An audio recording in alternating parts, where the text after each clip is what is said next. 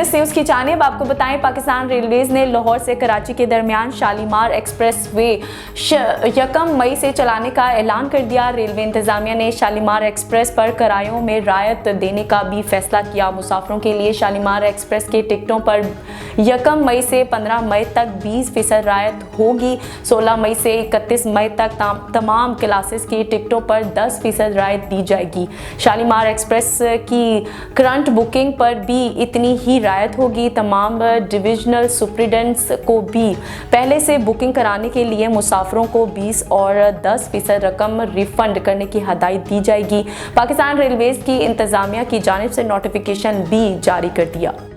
रूसी खाम तेल का पहला कार्गो 24 मई तक पाकिस्तान पहुंच जाएगा। पेट्रोलियम डिवीजन जराये के मुताबिक रूस से अभी पहला टेस्ट कार्गो मंगवाया गया है जो 24 मई तक पाकिस्तान पहुंचेगा। ताहम रूसी तेल कितना सस्ता मिलेगा कुछ कहा नहीं जा सकता। कबल अज वक्त क्या होगा वाज़ेह रहे कि रूस से तेल की खरीदारी की कमर्शियल डील PSO कर रहा है।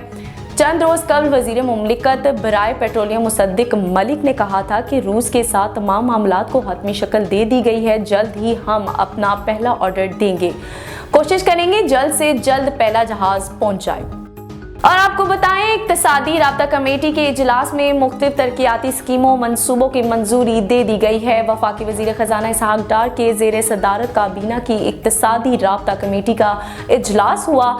ECC ने वजारत तवानाई पेट्रोलियम डिवीजन की 4 समरियों की मंजूरी दी। वजारत खजाना के आलमिया के मुताबिक इजलास में पेशावर खुदकश धमके की शहादा और जख्मियों के लिए 28 करोड़ की ग्रांट मंजूरी दे दी गई। मुतासरीन में माली अमदाद वजारत दाखिला के जरिए तकसीम की जाएगी। इजलास में कौमी सेहत के लिए 6 करोड़ 10 लाख, वफाकी शरई अदालत का माली शॉर्टफॉल पूरा करने के लिए 6 करोड़ 70 लाख, BISP नशोनुमा मंसूबे के लिए 50 करोड़ रुपए ग्रांट की मंजूरी दे दी गई।